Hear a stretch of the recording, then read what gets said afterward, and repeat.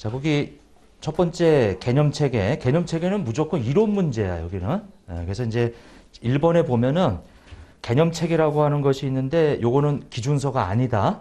요 멘트는 뭐 잘 나오는 멘트지 뭐 이게. 그래서 기준서하고 서로 부딪히게 되면은 뭐가 우선해요?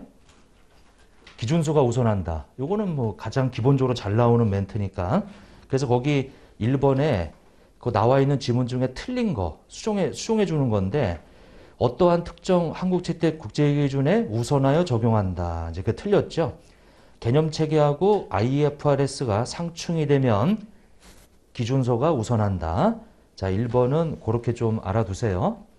자, 그 다음에 두 번째, 우리 이 비교 가능성, 검증 가능성, 중요성, 이해 가능성은 목적 적합하고 충실하게 표현된 정보의 유용성을 보강시키는 질적 특성이다.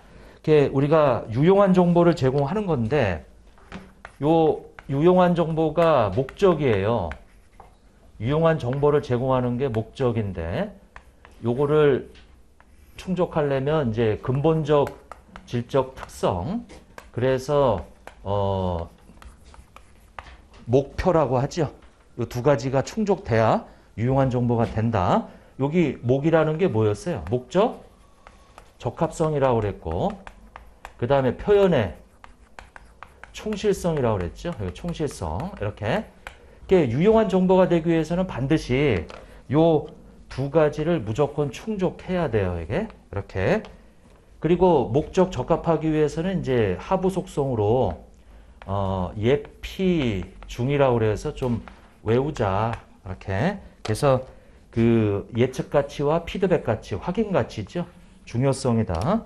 그 다음에 표현의 충실성이라고 해가지고 이제 세 가지 완전한 서술, 그 다음에 중립적 서술, 무오류다. 그래서 요거 앞자만 따서 이제 완중무. 그 다음에 요걸 서포트 해주는 그 질적 특성으로 이제 보강적 질적 특성이다라고 해서 앞자만 따서 적이 비검하다. 이렇게 이제 말씀을 드렸죠. 근데 거기 보면은 2번에 보면은 적이 비검하다. 근데 그 적시성이 빠져 있잖아요, 이게. 그래서 그 2번 지문에서는 중요성이라고 하는 게 어디로 들어가야 돼요? 중요성은 여기 목적 적합성의 하부 속성이잖아요, 이게. 보강적 질적 특성이 아니에요. 그 2번 지문은 중요성이라는 것 때문에 틀렸죠. 앞에 나오는 비교 가능성, 검증 가능성, 그리고 그 중요성을 적시성으로 바꿔야 돼, 이게. 그리고 이해 가능성. 그렇게 목적 적합하고 충실하게 표현된 정보의 유용성을 보강시키는 질적 특성이다. 적이 비검이에요. 그럼 이제 거기 적성이 중요성이란 말을 적성으로 바꿔줘야 되고. 자, 그 다음에 세 번째, 회계기준위원회는 중요성. 여기 이제 중요성이라는 말 있죠, 이게. 중요성이라는 말은 요거 이 의사결정의 차이를 의사결정에 영향을 미치는 거. 그러니까 영향을 미치는 게 중요한 중요한 정보예요. 의사결정에 영향을 미치면. 근데 의사결정에 영향을 미치지 않으면 생략할 수 있어. 그러면 영향을 미치는 것과 미치지 않는 거, 그 선, 그걸 보고 임계치라고 그래요. 그러니까 임계치는 여러분들 합격하려면 60점 넘어가야 되잖아요, 이게. 근데 그 밑에하고 그 선이 60점이 바로 임계치란 말이에요. 넘어가야 합격하니까. 그럼 뭐가 중요한 거냐? 그거를 회계기준위원회에서 미리 획일적으로 정할 수 없다. 획일적으로 정할 수 없다. 이렇게. 획일적으로 정할 수 없다. 이렇게 정할 수 없다.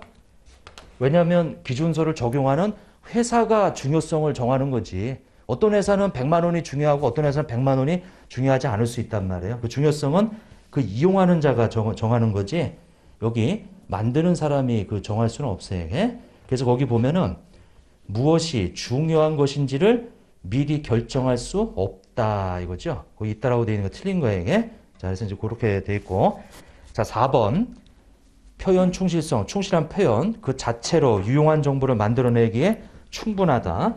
자, 이것이 표현의 충실성인데 유용한 정보가 되기 위해서는 두 가지가 필요해요. 그 얘기는 요것은 필요 조건이지 요것을 갖췄다고 해서 충분 조건은 아니다 이거죠. 이게. 이렇게. 그래서 표현의 충실성을 갖췄다고 해서 유용한 정보가 되는 것은 아니다. 그 멘트. 유용한 정보가 되기 위해서 필요한 거지, 이게. 네, 그래서 이제 그거 멘트. 그 자체로 유용한 정보가 되는 것은 아니다. 이제 그런 얘기죠. 4번. 자, 그 다음에 5번. 자, 이거는 질적 특성이 시험에 잘 나오기 때문에 지금 계속 하는 거예요. 질적 특성에 대해서. 자, 그 다음에 5번째 보면은 이제 충실한 표현은 모든 면에서 정확한 것을 의미하지 않지. 그래서 우리가 오류가 없다는 것은 현상의 기술에 오류나 누락이 없고 보고 정보를 생산하는데 사용되는 절차의 선택과 적용 시, 즉 우리 절차 적용하는 데 있어서 오류가 없음을 의미하는 거예요, 이게. 그래서 이 맥락에서 오류가 없다는 것은 모든 면에서 완벽하게 정확하다는 것을 의미하지 않지, 이게. 그래서 여기 지금 무오류인데, 무오류. 자, 이것은 모든 면에서 정확하다는 걸 의미하지 않아요. 그러니까 우리가 이 절차에 오류가 없다면 우리 추정하는 것을 포함한다. 이렇게 추정하는 것을 포함한다. 즉 말해서 딱 떨어지는 정확한 값을 원하는 게 아니고 추정하는 것도 우리 회계 영역에 들어간다 이거지. 예? 그거는 오류가 아니다. 다만 그 추정을 적용하는 절차에 오류가 없다면 그것도 포함한다 이거죠. 예? 그래서 대손 충당금도 나오고, 예? 못 받을 거로 예상하는 금액 정확한 금액이 아니에요. 하지만 그 금액을 추정하는 절차가 오류가 없다면 그거는 우리 유용한 정보가 되는 거지. 충실하게 표현되는 게 되는 거지 이게. 예? 이렇게. 자, 그래서 추정치를 포함한다. 모든 면에서 완벽하게 정확하다는 것을 의미하지 않아요. 오케이. 자, 그 다음에 6번째 적시성이지. 자, 적시성은 그냥 핵심 단어는 그냥 제때, 필요할 때, 제때 이렇게. 거기 보면은 적시성은 우리가 필요할 때 의사결정자가 정보를 제때에 이용하게 하는 것이다. 맞죠? 제때. 근데 그 뒤에 보면은 적시성은 근본적이 아니고 뭐예요? 보강적이지. 그래서 틀렸다. 그 뒤에 말이 틀렸네요. 자, 지금까지 이제 우리 질적 특성에 대해서 봤는데 유용한 정보가 되기 위해서 이 두 가지를 갖춰라. 근데 여기 예측 가치는 정보 자체는 우리가 예측력이 있어야 돼요. 근데 그 자체가 여기서 이제 알아둬야 될 것은 이 정보 자체가 예상치 또는 예측치일 필요 없지. 예측치일 필요는 없다. 일 필요는 없다. 이렇게. 일 필요는 없다. 우리 재무에게는 이미 벌어진 거예요. 접대비 쓴 거 가지고 정리해서 보고하는 거지 이게. 그 정보 자체는 과거치예요. 하지만 그게 추세를 가지면 예측치를 갖는 거지. 그래서 이 예측 가치는 정보 자체가 과거치이지만 예상치, 예측치일 필요 없다 이거예요. 네? 이게. 자, 이제 그렇게 되어 있고. 그 다음에 요 피드백이라고 하는 것은 요런 이 정보를 우리가 확인 또는 변경시켜주는 정보력을 말하지. 이렇게. 그러니까 피드백은 과거 의사결정을 가지고 지금 시점에서 확인. 그건 뭐냐면 과거의 의사결정을 잘했다. 그리고 과거의 의사결정이 좀 수정해야 되겠다. 자, 그것을 보고 우리는 피드백 가치라고 그래, 이거. 그래서 이제 그것 좀 보시고 완전한 서술이다. 우리 정보 이용자가 이해하는 데 필요한 모든 정보가 제공되어 있지. 반드시 앞에 정보 이용자가 이해하는 데 필요한 그냥 모든 정보가 제공된다. 모든 정보를 제공할 수 있는 건 없어요. 정보 이용자가 이해하는 데 필요한 모든 정보. 그리고 중립적 서술이다 이거죠. 중립적 서술은 치우치지 말아야 된다 이거죠. 편의가 없어야지. 이렇게 되어 있다. 자, 그다음에 적시성은 제때인데 이해 가능성은 이건 말 그대로 간단 명료하게 이렇게 되어 있죠. 그리고 비교 가능성은 이제 적어도 두 가지 이상이 필요하죠. 비교라고 하는 것은 두 개 이상이 필요해서 비교하는 거란 말이에요, 이게. 근데 요거는 좀 중요한데. 자, 요 일관성이라는 말이 있고 통일성이라는 말이 있어요. 이렇게. 일관성, 통일성 이렇게. 근데 비교 가능성은 일관성하고 같은 말이 아니에요. 일관성은 뭐냐면 한 항목 비교 가능성은 두 가지 이상의 항목을 비교해서 그 유사점, 유사하거나 차이 나는 것을 찾아내는 게 비교 가능성인데 여기 일관성이라고 하는 것은 한 항목에 대해서 요게 매기 동일하게 적용해야 된다. 이렇게. 그러니까 만약에 기계장치에 대해서 정해법으로 감가상각했으면 이번 연도도 정해법, 내년도도 정해법 이렇게 쭉 일관성 있게 한 항목에 대해서 매기 동일하게 처리해야 된다 이거예요. 그러면 이렇게 일관성 있게 처리를 하게 되면 다른 것과 비교할 수가 있단 말이에요. 에? 그래서 일관성은 비교 가능성을 달성하기 위해서 필요한 거지. 그러니까 얘는 수단이야. 에? 얘는 목표고 이렇게. 그리고 통일성은 같은 건 같게 아니면은 다른 건 다르게 보이는 게 바로 통일성이라고 하는 거예요. 그래서 비교 가능성과 유사한 거지만 다르다 이거지. 에? 이렇게 돼 있다. 그리고 검증 가능성이다라고 하는 것은 하나의 사건에 대해서 다수가 측정했을 때 그것이 유사한 결론이 나오는 것을 검증 가능성이라고 그래요. 이게. 이렇게. 그래서 검증 가능성은 어떤 하나의 사건에 대해서 여러 관찰자가 그거를 측정했을 때 유사한 결과가 나오는 것이 검증 가능성이다. 그러니까 유사하다는 얘기는 반드시 하나의 점 추정치로 해서 하나의 값으로 나올 필요는 없어요. 이게. 그래서 관련 범위로 이렇게 나와도 그것도 그 검증 가능성이 있다 이거지. 예? 이렇게 돼 있다. 그래서 꼭 하나의 정확한 값으로 나올 필요는 없다. 어느 범주로 나와도 그것도 검증 가능하다고 보는 거예요. 자, 그래서 일단 질적 특성을 정리해 놓으시라. 질적 특성. 자, 근데 이런 모든 것들이 다 갖추더라도 가장 그 마지막에는 포괄적인 뭐가 있어요? 포괄적인 제약 요인이 있어요, 이게. 아무리 근본적, 보강적 다 갖추더라도 이렇게 정보를 생산했더니 뭐보다 작으면 그 효익이 여기 투입하는 원가보다 작으면 할 필요가 없지 이게. 아무리 좋은 정보라도 뭐야? 거기 투입되는 원가가 많으면 할 필요가 없잖아 이게. 이건 이제 생산성이에요 이게. 그렇게 이제 보시라. 자, 그 다음에 이제 넘어가서 이게 이제 우리 개념책에 나오는 첫 번째 질적 특성 얘기고 이제 두 번째는 바로 정의의 정의. 거기 자산이다라고 하는 거. 자, 자산의 존재를 판단하기 위해서 물리적 형태는 필수적이다. 틀렸죠. 물리적 형태가 있는 것은 실물 자산이에요. 재고, 투자, 그 다음에 유형, 무형. 근데 물리적 형태가 없는 채권들이 있단 말이에요. 그게 뭐예요? 채권은 매출 채권. 그 다음에 뭐 미수금, 대여금. 그리고 무형 자산도 있잖아요. 이게. 그 물리적 형태는 필수적인 것이 아니다. 자, 그 다음에 8번.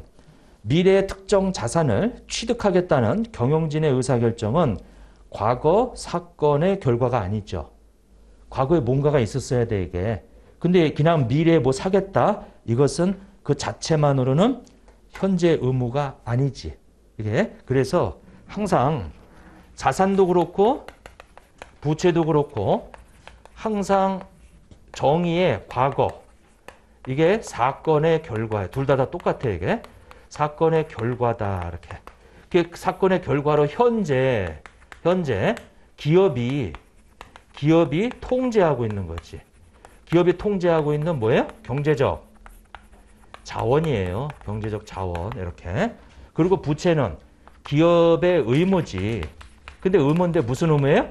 경제적 자원의 이전 의무다, 이거죠. 이전 의무. 이게 자산 부채의 정의란 말이에요. 자, 반드시 과거 사건의 결과로 현재 기업이 가지고 있거나 기업이 부담하고 있는 거야, 이게.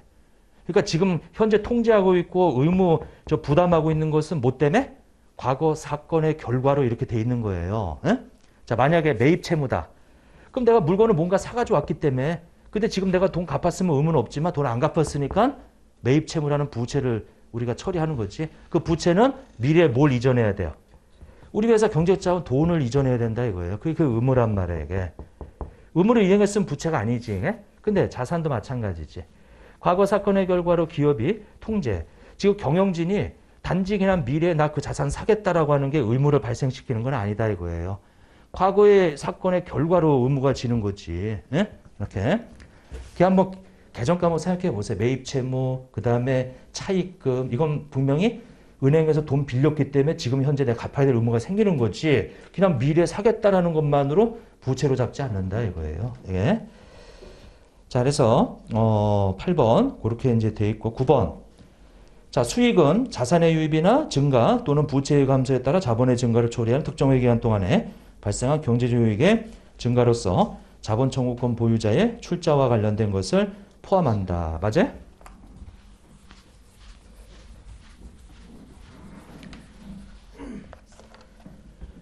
자, 우리 원래 자산에서 뭘 빼면? 부채를 빼면 뭐가 나와요? 자본이 나오는데 요거는 시점이고 이게 막 변동하면 그게 기중에 손익계산서에 표시가 되는 거지 이게. 에? 시점으로 자산에서 부채 빼면 여기 이렇게 돼 있잖아요. 이게 자산에서 부채를 빼면 이게 자본이다 이렇게 돼 있어요. 그럼 이제 요게 이제 기초예요. 그리고 이제 요 기말이란 말이에요. 이렇게 기말에 요 자산에서 뭘 빼면 부채를 빼면 요것도 마찬가지로 이제 자본이 되겠지 이렇게. 요 이제 기말이에요. 근데 이 기중에 1월 1일부터 12월 30일까지 막 자산이 어떻게 돼요? 막 변동하고 부채가 어떻게 돼? 막 변동해. 부채가 막 이렇게 변동한단 말이에요, 이게. 근데 여기서 주주하고 이 거래하는 그걸 보고 자본거래라고 그래, 이게. 자본거래. 주주하고 거래하는 거 주주하고 거래하는 거예요. 그다음에 손익거래라고 돼 있어요. 이거 손익거래. 이렇게. 근데 이건 주주 외에 이 장사에서 벌어들이는 거지, 이게. 그럼 얘가 막 변동하는데 이 자본거래, 이거 주주와의 거래를 제외한 나머지가 그럼 여기 자산이 막 이 증가하고 그리고 부채가 막 감소해요. 그러면 자산이 증가하고 부채가 감소하는 건 차변에 적혀요? 대변에 적혀요? 차변에 적히잖아요, 이게. 그것이 뭐예요? 이게 자산이 증가하면 여기 손익거래. 얘가 아니고 여기란 말이에요. 그러면 요 증가하는 것은 손익은 수익에서 비용 뺀 거거든. 그 중에 요것은 수익을 얘기하는 거지. 그리고 자산이 막 감소해요? 그러면 이거 자산이 감소하고 부채가 어떻게 돼요? 증가되는데 요 자본거래 아닌 요 손익거래에서 요 감소하는 것은 수익하고 비용 중에 비용이란 말이에요, 이게. 예? 그게 비용이란 말이에요, 이렇게 비용. 이렇게. 비용. 그 정의가 수익은 자산의 증가, 뭐야? 부채의 감소. 근데 뭐는 제외하고? 자본거래 제외한 게 요 손익거래로 들어가는 거란 말이에요, 이게. 예? 이렇게. 그리고 자산이 감소하고 부채가 증가하게 되면 이제 요 감소하는 게 비용이란 말이에요, 이게. 뭐를 제외하고? 자본거래로 이 감소하는 거 제외하고. 그러니까 당연히 거기 지문에 9번에 자본청구권 보유자, 이게 주주거든요. 그 주주의 출자와 관련된 것을 뭐 한다? 제외한다. 이렇게 해줘야지. 제외한다. 자, 그리고 또 하나는 거기 그 문구에서 첫 번째 줄에 우리 자산이 증가하고 부채가 감소함에 따라 자본이 어떻게 돼요? 수익은 자본을 증가시킨단 말이에요. 근데 그거를 자본의 감소를 초래하는 이렇게 바꿔놓을 수도 있단 말이에요. 이게. 예? 그래서 이제 제대로 이해했다면 그건 뭐 너무 쉬운 건데 이해하지 않고 암기하면은 이게 좀 바꿔놓으면 틀려 이거. 예? 그렇게 좀 봐주시라. 자, 그 다음에 넘어가고.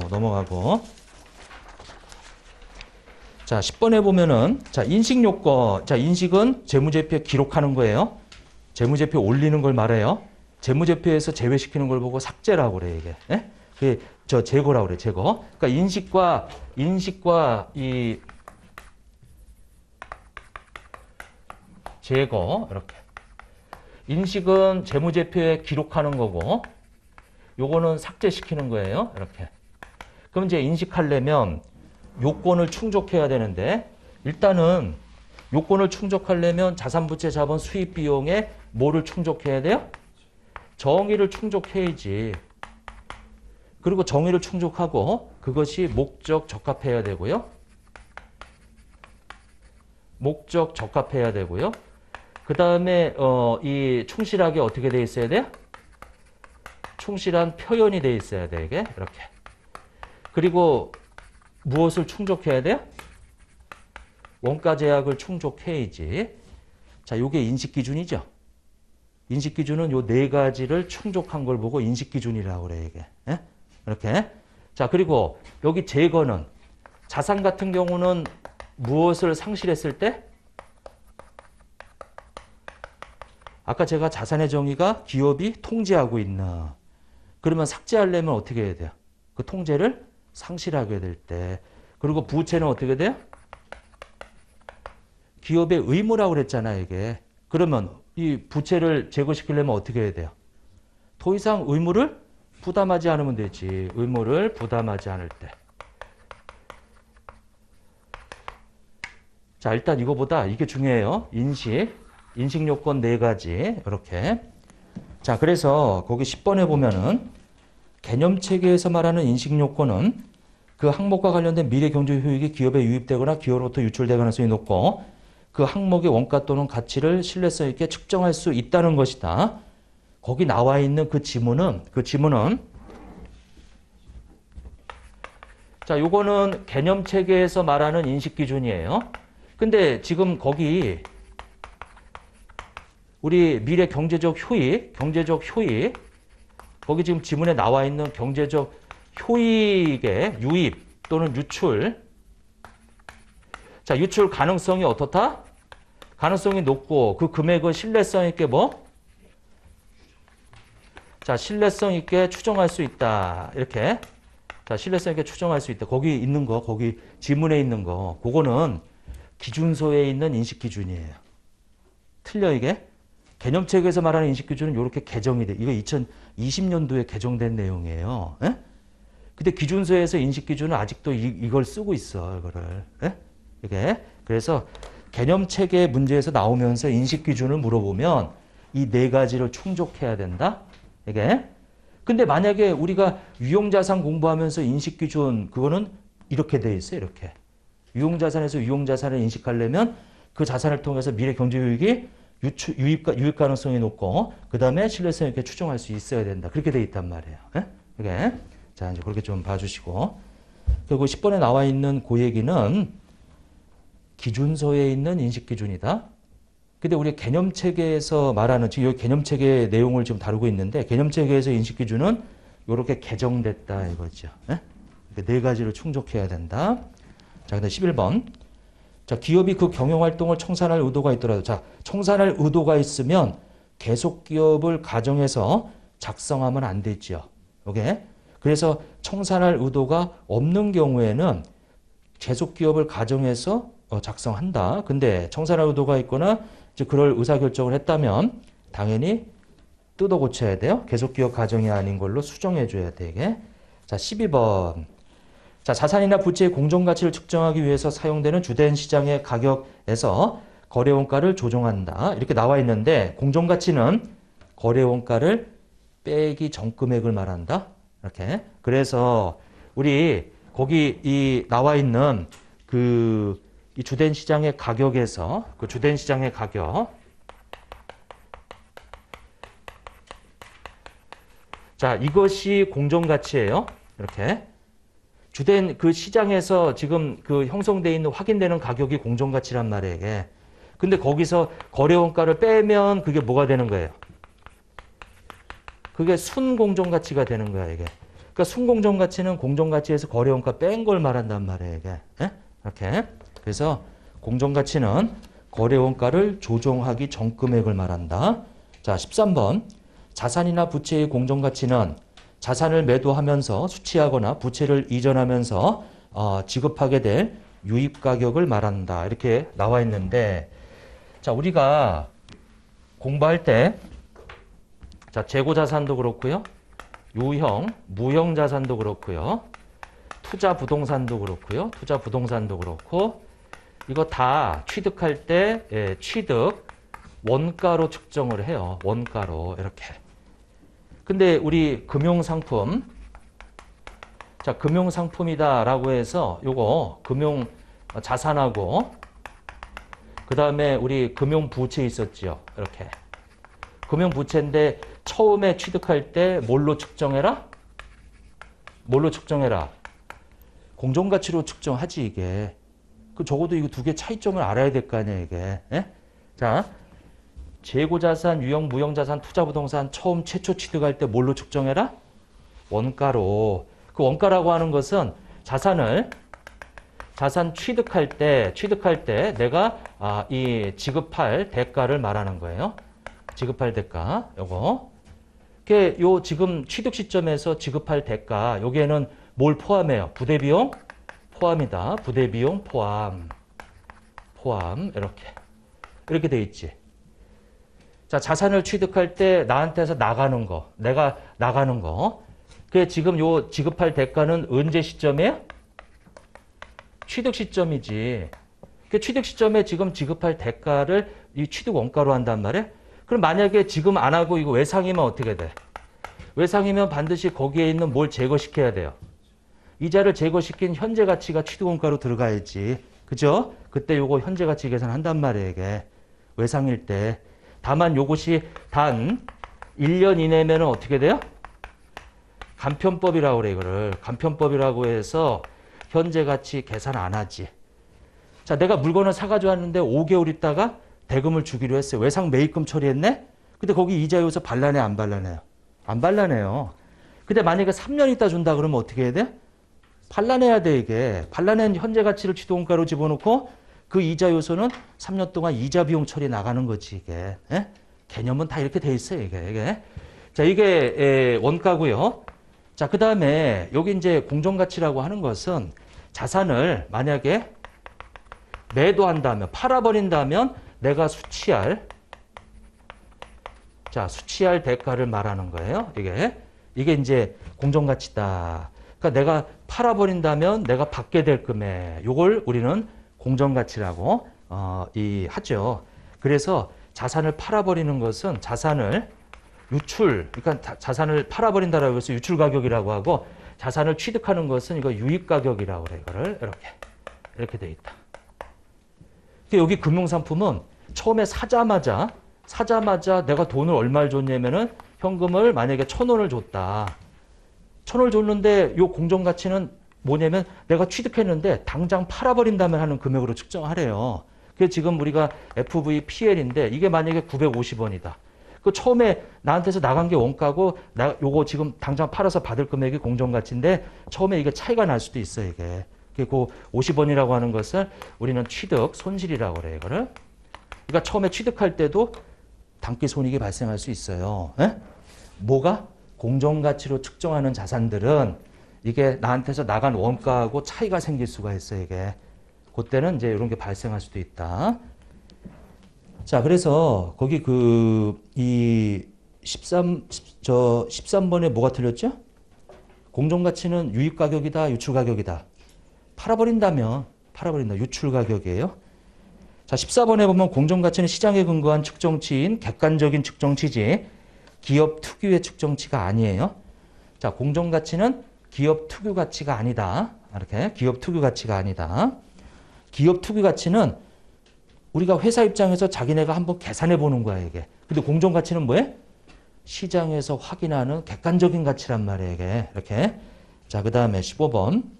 정보가 누락되거나 잘못 기재된 경우 특정 보고기업의 재무정보에 근거한 정보 이용자의 의사결정에 영향을 줄 수 있다면 그 정보는 중립적인 것이다. 그 정보는 중립적인 거예요? 그 정보는 중요한 정보예요? 제가 의사결정에 영향을 미치냐 안 미치냐는 중요성이라고 그랬지, 이게. 그래서 우리 중요성이다.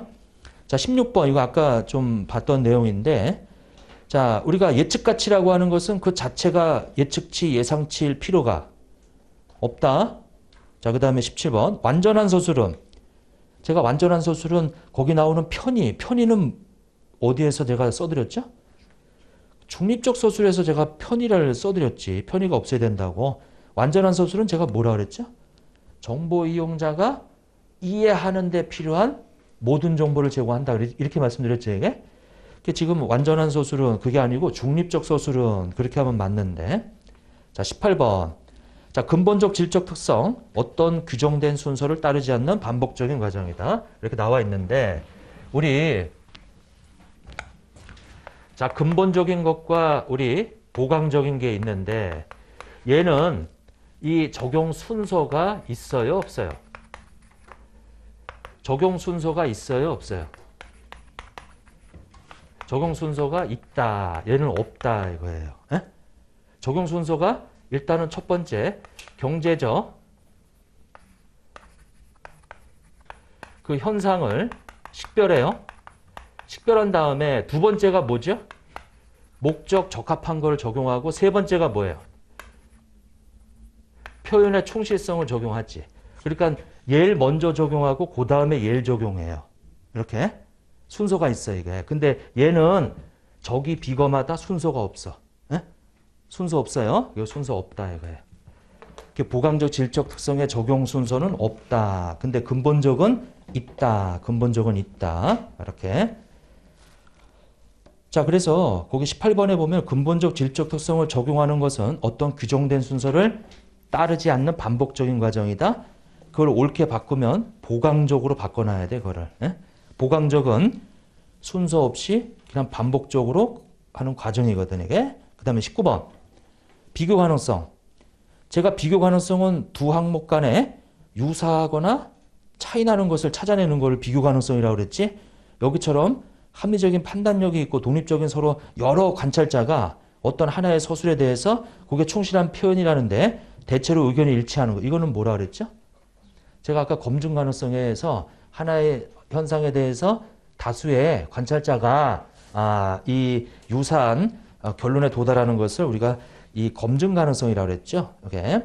자, 그 다음에 20번. 개념 체계가 개정되면 자동으로 회계 기준도 개정되는 것이다. 자, 제가 기준소하고 개념 체계 중에서 뭐가 우선한다고 그랬어요? 기준소가 우선한다고 그랬지. 그러면은 개념 체계가 바뀌었다고 해서 이 기준소가 바뀌면 안 되지, 이게. 예? 개념 체계는 개념 체계로 바뀌어가지고 아까 말씀드린 대로 인식 기준이 달라. 개념 체계에서 인식 기준은 아까 네 가지를 충족해야 되는데 기준소의 인식 기준은 그 아까 두 가지 미래경제 효익의 유입 유출 가능성이 높고 신뢰세계 추정 그렇게 돼 있단 말이에요. 다르게 돼 있어 이게. 자, 그 다음에 21번 표현 충실성은 의사결정에 영향을 미칠 수 있도록 의사결정자가 정보를 제때. 이 정보를 제때 이건 무슨 속성이죠? 적시성을 얘기하는 거지. 21번 틀렸다. 자, 그 다음에 22번 재무자본 유지 개념을 사용해서 현행 원가 기준에 따라 측정해야 한다. 이렇게 나와 있네요. 자, 이 자본 유지 개념. 자, 이것은 기초에 있는 자본이 만약에 1,000원이라면 자, 기말에 만약에 자본이 1,500원이 됐어요. 그러면 과연 기초의 자본을 얼마로 보고 나머지를 이익으로 볼 거냐. 자, 첫 번째가 이렇게 기초에 있는 요 화폐 단위, 저 명목화폐를 우리 유지하는 거, 자본 유지 개념, 이렇게. 그러면 저 1,000원만 유지하고 나머지가 벌어들인 거다라고 해서 얼마를 이익으로 보는 거예요? 500원을 이익으로 본다 이거예요. 예? 기초의 화폐 단위인 1,000원을 기말에 기초하고 똑같은 걸 유지해야 될 자본을 명목화폐로 본다 이거지. 예? 그리고 나머지가 뭐가 되는 거야? 그게 이익이다 이거예요. 근데 기초에 1,000원이 있는데 요 1년 동안 물가가 만약에 20%가 올라갔어. 예? 그러면 저 1,000원하고 기말에는 저 1,000원하고 같은 게 물가 상승을 반영한 요게 이제 우리 불변 구매력 자본 유지 개념이죠. 그러면 1,000원에다가 물가 상승률 반영하면 저 1,000원하고 같은 게 얼마예요? 1,200원이지 이게. 예? 그리고 그걸 넘어가는 게 이익이다. 그럼 얼마가 이익이란 얘기야? 300원이 이익이지. 그러니까 여기도 한번 생각해 보세요. 내가 기초에 자금이 있었는데 단지 그 명목화폐를 넘어가는 게 이익이냐? 아니면 충분히 물가가 지금 저 20% 상승했으니까 그 물가 상승 반영하고 난 나머지가 이익이냐 이거예요. 예? 이렇게. 거기서 말하는 요 200원은 이게 자본유지 조정 금액이야 이게. 기초하고 똑같은 자본을 유지하기 위해서 필요한 금액이 200원이란 말이에요 이게. 예? 자, 그 다음에 자 이게 1,000원이에요. 근데 1,000원인데 이거 가지고 우리가 물건을 5개를 200원 주고 살 수 있는 그런 구매 능력이 있는 기초 자본이에요. 근데 기말에 갔더니 요것은 우리 실물 자본. 자, 유지 개념, 실물 자본 유지 개념은 기초하고 똑같은 구매 능력. 자, 기말에 갔더니 저거 우리 하나당 250원이래. 그러면 기초하고 똑같이 5개를 구입하려면 얼마가 필요해요? 1250원이 필요하지. 그러면 기초하고 똑같이 지금 당장 사가지고 온다며 이걸 보고 우리는 현해원가라고 그래. 현해원가. 그러니까 현해원가는 우리가 기초에 이 1,000원 가지고 5개의 실물 자산을 살 수 있는 능력이란 말이에요, 이게. 근데 기말에도 똑같이 5개를 살려면 250원 주고 사야 되니까 요만큼을 유지하고 나머지가 이익이다. 이게 얼마가 이익이야? 250원이 이익이다. 그러면 이 실물 자본 유지 개념은 바로 현해원가라고 하는 것이 필요하지. 예? 근데 여기 문장에 뭐라고 되어 있어요? 거기 문장에 뭐라고 되어 있어요? 재무자본 유지 개념이라고 되어 있잖아요, 이게. 재무자본이 아니고 재무를 뭘로 바꿔야 돼요? 실물자본 유지 개념. 이게 만약에 자본을 우리가 유지하는 것이 실물자본, 즉 기초에 5개 살 수 있는 이런 능력을 기말에도 똑같이 5개 살 수 있는 능력을 유지하고 나머지가 이익이다 이거예요. 예? 이거 이렇게. 이거는 이제 계산 문제로 많이 풀어봤단 말이에요. 이거. 예? 거기에 그래서 보시고. 자, 그 다음에 23번 현재 및 잠재적 투자자, 대여자, 기타 채권자. 이 사람들이 이 주된 이용자들이죠. 근데 이 모든 정보를 제공해야 돼. 모든 정보를 제공할 수 없어요, 이게 모든 정보를 제공하지 않는다. 우리 회계는 정보 중에서 주로 어떤 정보예요? 재무적 정보예요. 화폐 단위로 표시할 수 있는 정보도 제공할 수 있느냐? 정보 제공할 수 없지, 그거는. 자, 24번. 자, 경영진은 그러니까 23번하고 24번을 좀 구분해 놓으세요. 이것도 나올 수 있는 지문이니까. 자, 우리 정보 재무 이 보고의 주된 이용자들은 현재 및 잠재적 투자자, 대여자 및 기타 채권자 이 사람들이에요. 근데 경영진들, 감독기관들 이런 사람들은 이 정보를 그냥 부수적으로 이용할 수는 있어요. 근데 이 사람들이 주된 정보자가 될 수는 없어요. 이게. 그래서 경영진은 그들이 필요로 하는 재무 정보를 내부에서 구할 수 있더라도 일반 목적 재무 보고서에 의존할 필요는 없지. 이게. 경영진은. 자, 그래서 이제 그 멘트 그것도 좀 봐주시고. 자, 뒤로 넘어가서 자, 목적 적합성과 표현 충실성이 없는 재무 정보가 비교 가능하거나 검증 가능하거나 적시성이 있거나 이해 가능하다면 유용한 정보가 된다. 자, 유용한 정보가 되려면 뭐가 필요해요? 목표, 목적 적합성하고 뭐? 표현 충실성. 이게 갖춰야지. 요걸 갖춘 상태에서 보강적인 것을 극대화하는 거예요. 이걸 갖추지 않았는데 보강적인 걸 극대화해봐야 그건 유용한 정보가 아니다 이거지. 예? 이렇게. 그래서 25번 틀렸다. 26번. 목적 적합하고 충실하게 표현된 재무 정보라 하더라도 보강적 질적 특성이 없다면 유용할 수 없다. 이렇게 돼 있는데 아니 목적 적합하고 충실하게 표현되면 유용한 정보라니까 이게. 예, 그래서 이제 26번 그렇게 틀렸다.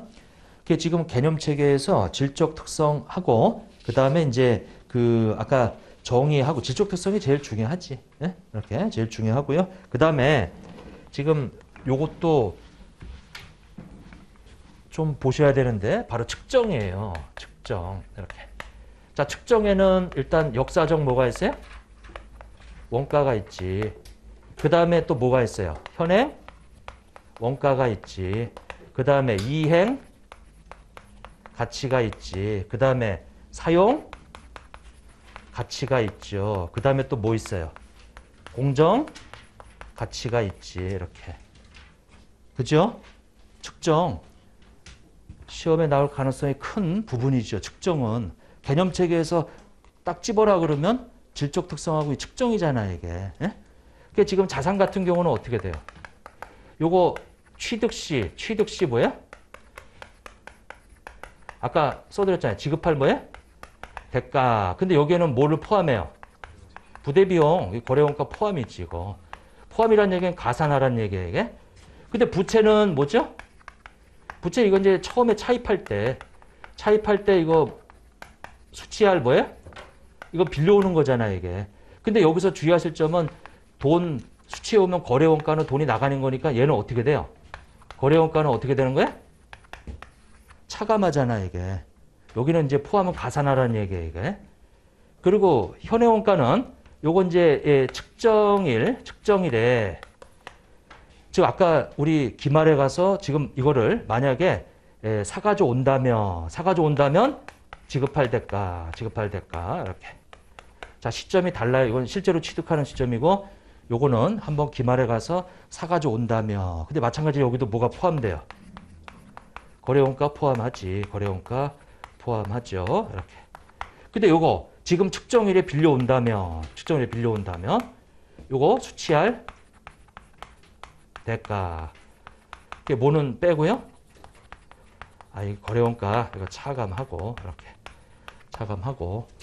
그리고 요 이행 가치는 바로 요거는 두 개 다 뭐예요? 빌려오고 취득하는 게 원가란 말이에요, 이게.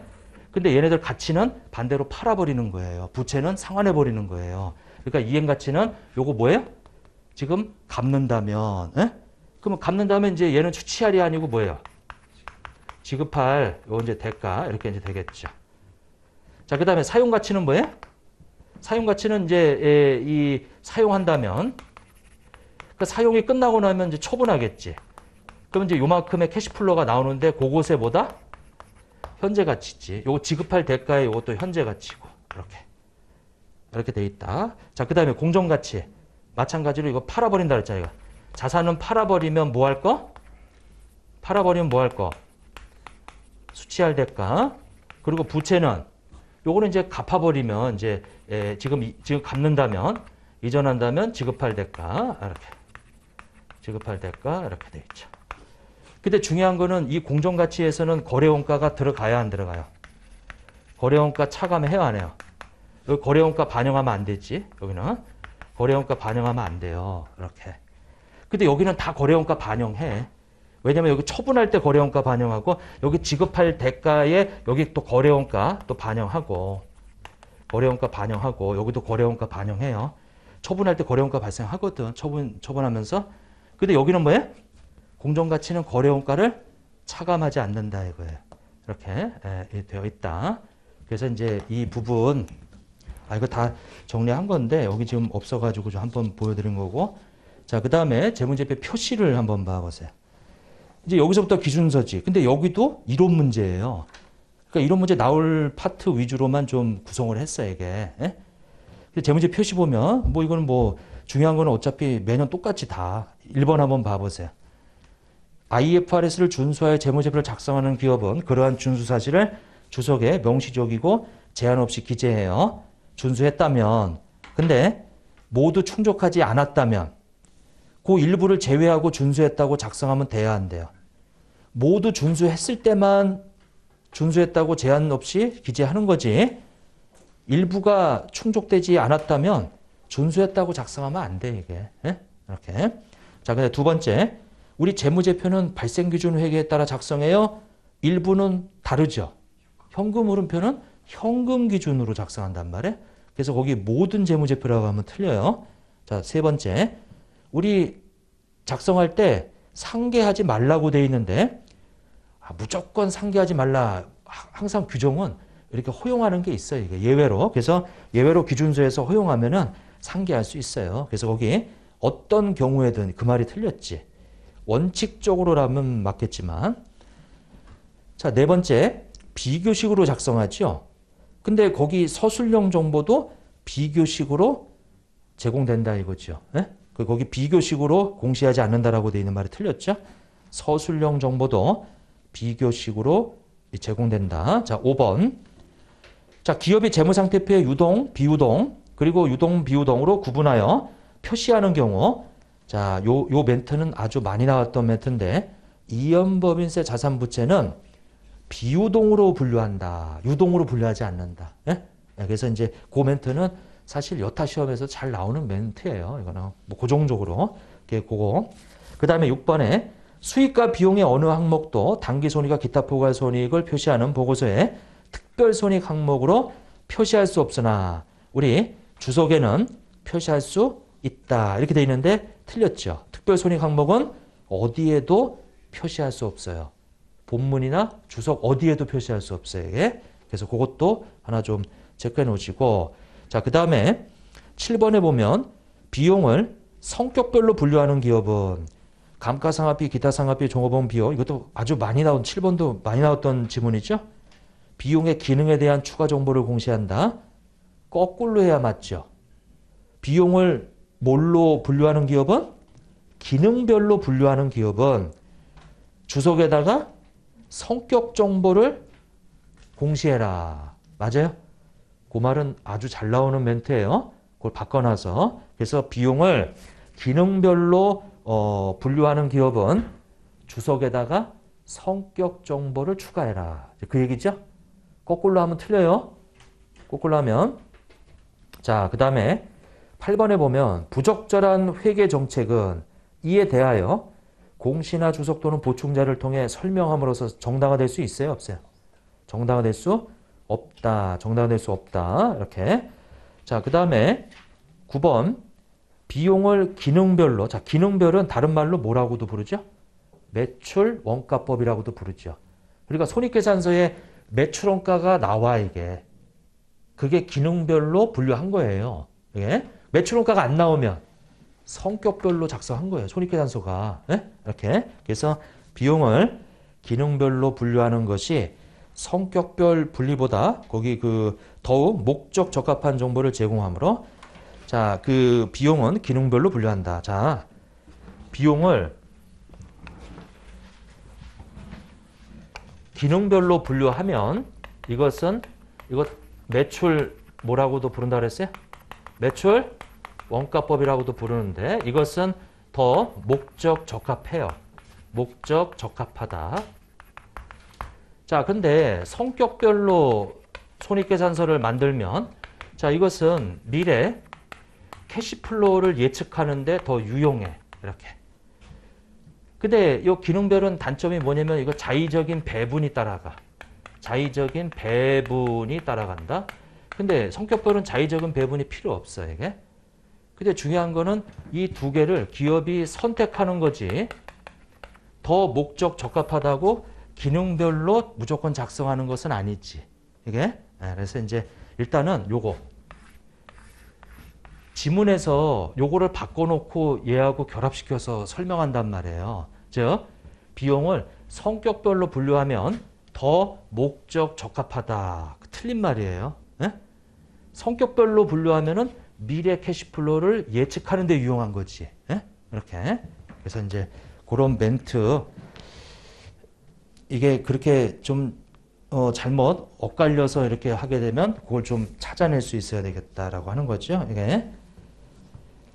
자, 그래서 9번은 목적 적합한 정보를 제공하기는 하지만 비용은 선택하는 거예요. 기능별이나. 근데 여기는 기능별로 분류한다라고 되어 있으니까 아니고 기능별로 분류할 수 있다. 그렇게 하면 맞을 수 있는데 자, 10번 영업이익에 포함되지 않는 항목. 자, 이걸 보고 이걸 조정한 것을 우리가 조정영업이익이라고 하는데 자, 조정영업이익은 자, 요거 영업이익이라는 말하고 조정영업이익이라고 하는 게 있는데 영업이익은 반드시 본문에 구분 표시해라. 본문에 구분 표시해라. 이렇게. 조정영업이익이라고 하는 것은 반드시 주석에 표시해라. 주석에. 이렇게. 조정영업이익이라고 하는 것을 본문에 표시하면 안 되고 이렇게. 그래서 영업이익이란 말이 나오면 요걸 가지고 헷갈리게 집어넣을 수 있어요. 이게. 그래서 영업이익은 본문에 구분 표시하는 거고 조정영업이익은 주석에 표시할 수 있는 거고 이게 이렇게. 근데 저게 이제 시험 문제로 나오면 하나의 예문으로 나오면은 여러분들이 이걸 구분할 수 있느냐 이거지 이게. 그래서 요 시간을 통해서 이렇게 한번 구분해 보자 이거예요. 이게 이렇게. 자, 그 다음에 11번에 보면 IFRS는 재무제표에 표시되어야 할 항목의 순서나 형식을 규정하고 있어요. IFRS는 전 세계 120개 넘는 나라들이 쓰고 있기 때문에 나라마다 예전부터 쓰던 기준서가 다 달라 이게. 근데 이 표준화된 기준서에다가 어떻게 해라 강제로? 그러면 그거하고 의견이 다른 사람들도 있단 말, 다른 나라도. 그래서 정해놓지 않고 어떻게? 알아서 해라. 그게 재량이에요. 재량 부여되어 있는 거예요. 이게 IFRS는. 순서나 형식이 규정하고 있지 않아요. 이게. 자, 이제 넘어가서 자, 12번에 보면은 자, 기업이 기존의 대출 계약 조건에 따라 보고기간 후 적어도 12개월 이상의 부채를 차환하거나 연장할 것으로 기대하고 있다면 그런 재량권이 없더라도 비유동 부채로 분류한다. 자, 우리가 처음에 이 은행에서 돈 빌려왔어요. 돈을 차입해 왔다. 이렇게. 근데 여기에 보면은 우리가 연장할 수 있는 그런 재량권이 없어요. 그게 은행에서 뭐라고 그러냐면 3년 있다가 그냥 무조건 이거 상환해야 된다. 이렇게. 근데 지금 여기 와가지고 요때 와가지고 요게 이제 1월 달에 와가지고 지금 뭘 했어요? 거기 12개월 이상 부채를 차환하거나 뭘 했어요? 연장할 것으로 기대하고 있다면 근데 있더라도 우리 재량권이 있어요, 없어요? 재량권이 없잖아, 이게. 그 재량권이 없으면 여기 지금 뭘로 분류해야 돼요? 요 12월 30일 시점에서 유동으로 분류해야지. 근데 만약에 재량권이 있으면 여기 재량권이 있고 우리는 그렇게 연기할 것으로 우리 회사는 그렇게 할 거예요. 그러면 만기가 1년 내에 도래하더라도 얘는 뭘로 분류해요? 비유동 부채로 분류한다. 이렇게 비유동 부채로. 이렇게 처음에 두 가지.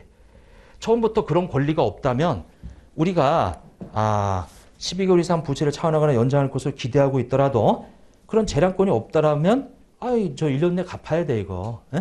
근데 만약에 재량권이 있다면 그거는 우리 회사도 그걸 연기할 거니까 비유동 부채로 분류하는 거고. 자, 그다음에 13번.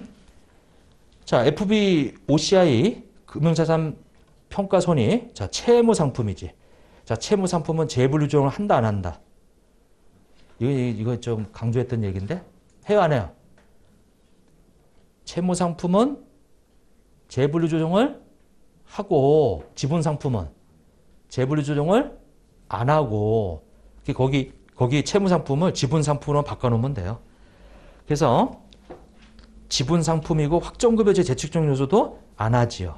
안 하죠. 현금흐름위협비 파생상품 평가손이 효과적인 부분 그건 재분정하고 지금 여러분들 안 하는 거 세 가지 대표적으로 좀 외우자라고 그랬는데 뭐였죠? 자, 평가손익인데 안 하는 거 무슨 상품? 지분 상품. 그 다음에 재평가 잉여금 이거 재분류 안 하는 거예요. 그 다음에 또 뭐예요? 재측정 요소 재측정 요소 이렇게. 얘네들은 재분류 안 한다고 그랬잖아 이게. 에? 근데 거기 지금 열거해 놓은 것 중에서 거기 채무 상품 이거 재분류 한단 말이에요 이거. 그래서 됐고 이제 14번 봐보세요. 자, 14번에 보면은 우리 상법등 관련 법규에서 이경험 처분 계산서라는 게 있어요 이게.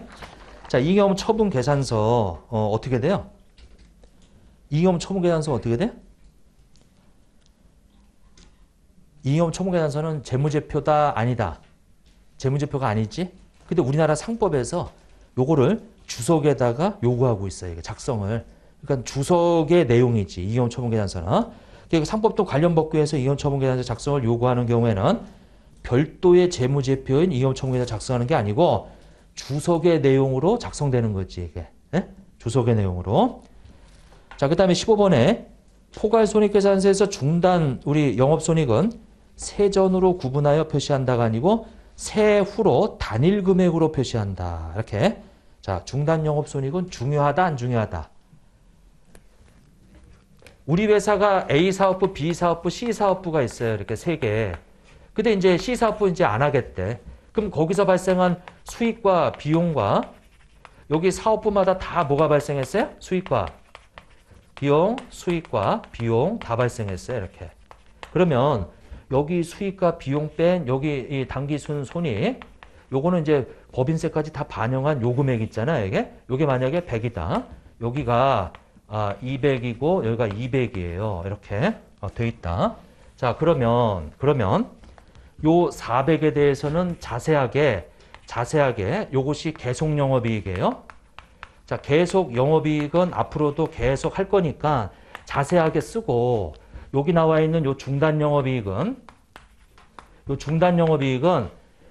그 법인세까지 다 반영한 요 이 단일의 금액으로 이렇게 해서 당기 순이익이 얼마가 되는 거예요? 500이 되는 거예요, 이게. 예? 그러니까 여기 있는 계속 사업 관련된 영업이익은 자세하게 매출액부터 자세하게 쓰는 거고, 요 중단 요 사업에 대해서 발생한 요 손익은 단일의 금액으로 이렇게 그냥 쓰면 돼요. 얘는 앞으로 발생하지 않을 거니까. 예? 이렇게 돼 있다. 자, 그래서 포괄손익계산서에서 중단 영업 손익은 세후로 단일의 금액으로 표시가 돼요. 자, 그다음에 16번에 당기순 손익의 구성 요소는 단일 포괄손익계산서의 일부로만 표시되어야 한다. 맞아요? 당기순 손익의 구성 요소는 여러분들 포괄손익계산서 작성을 어떻게 하죠? 포괄손익의 작성 어떻게 돼요? 단일의 포괄손익계산서 아니면 뭐예요? 두 개의 보고서 둘 중에 선택이잖아 이게. 단일의 포괄손익계산서가 뭐죠? 단기 수익에서 단기 뭘 빼요? 비용을 빼면 뭐가 나오죠? 단기 손익 그 다음에 거기다가 기타 포괄 손익 그럼 뭐가 나오는 거예요? 총 포괄손익 이렇게 하나로 만드는 걸 보고 단일의 포괄손익계산서지. 근데 여기 밑에 두 개의 보고서는 뭐예요? 여기 단기 수익에서 단기 비용을 뺀 다음에 그러면 뭐가 나와요? 단기 순손익이 나오지. 그러면 이렇게 하나로 만드는 게 이게 별개의 뭐예요? 손익계산서지. 그리고 또 하나 만드는 게 단기 순이익에서 출발해가지고 기타 뭐예요? 포괄손익. 그래서 총 뭐예요? 아, 이거 하나로 만든 거를 이렇게 쪼갤 거냐. 이거잖아, 이게. 근데 지금 여기 단기 손익이라고 하는 것이 여기 단일의 포괄손익계산서에만 적혀요? 두 개의 보고서에 있는 별개의 손익계산서에도 적혀요? 아, 저기 별개의 손익계산서 적히지. 그래서 기타 포괄손익의 거기 이 단기 순손익의 구성 요소는 단일 포괄손익계산서의 일부로만 표시되는 게 아니고요. 이렇게 작성될 수도 있다. 이게 별개의 손익계산서에서도 작성이 될 수 있다 이거지. 예? 이게 그래서 틀렸다. 자, 17번에 보면 외환손익, 단기매매 금융상품에 발생하는 손익 이거 기준수에서 상계에 허용돼 있지. 그러니까 이런 거 유사한 것들은 우리 차익과 차손은 상계에서 순액으로 표시할 수 있다. 자, 허용돼 있다는 얘기는 그렇게 표시할 수도 있고 구분할 수도 있고 그 구분하는 거는 중요하면은 예? 무조건 순액으로 표시해야 된다가 아니고 이게 17번에 요것도 마찬가지로 상계금지 쪽에서 나왔던 내용이에요. 자, 18번에 재평가잉여금의 변동은 기타 포괄손익으로 인식된 후 자산이 사용되는 후속기간에 단기손익으로 재분류한다. 자, 재평가잉여금은 재분류 조정을 하지 않는다. 재분류 조정이 뭐죠? OCI에서 단기손익으로 보내는 거예요. 근데 여기 지금 단기손익으로 보낸다고 돼 있는데 아니죠. 네? 이게 아니에요. 그러면 재평가잉여금은 어떻게 되죠? 나중에 이익이용으로 다이렉트로 대체시킬 수 있지. 예, 이렇게.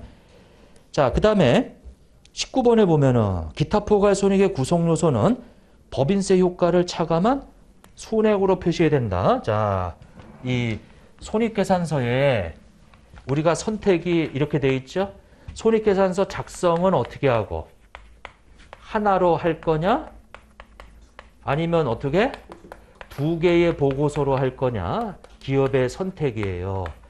자, 그 다음에 비용을 표시하는 방법이 성격별로 할 거냐? 그 다음에 또 뭐예요? 기능별로 할 거냐? 선택이에요. 근데 지금 기타 포괄손익의 무슨 효과?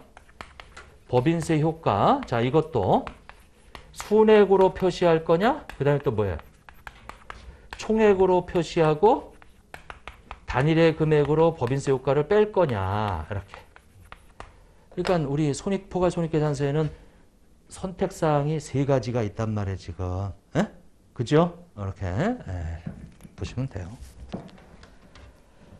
그래서 19번에 법인세 효과를 차감한 순액으로 표시할 수 있지.